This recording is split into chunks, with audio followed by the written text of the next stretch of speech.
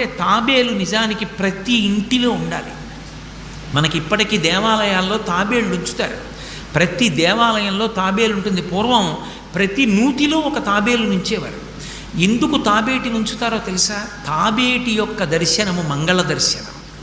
తాబేటి వంక చూస్తే మంగళం. అందుకే ఇంట్లో కనీసం తాబేలు బొమ్మ అట్టి ఉంచుకుంటారు. ఉంచుకుని ఒకసారి ప్రయత్నపూర్వకంగా దాని వంక చూస్తారు.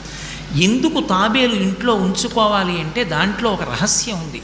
దీక్ష అని ఒక మాట.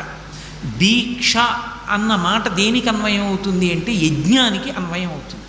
యజ్ఞం చేసేటటువంటి వాడు దీక్ష స్వీకరిస్తాడు. దీక్షా స్వీకారం చేశాడు అంటే ఇంటి లోపలికి మళ్ళీ వెళ్ళరు. ఇక పూర్తయిన తర్వాతే ఇంట్లోకి వెడతారు. ఇల్లు విడిచిపెట్టి బయటికి వచ్చేసి దీక్షావస్త్రాలు కట్టుకుని మేళతాళాలతో యాగశాల ప్రవేశం చేస్తారు. ఇక ఎప్పుడు మళ్ళీ ఇంటికి వెళ్ళడం? ఆ యాగం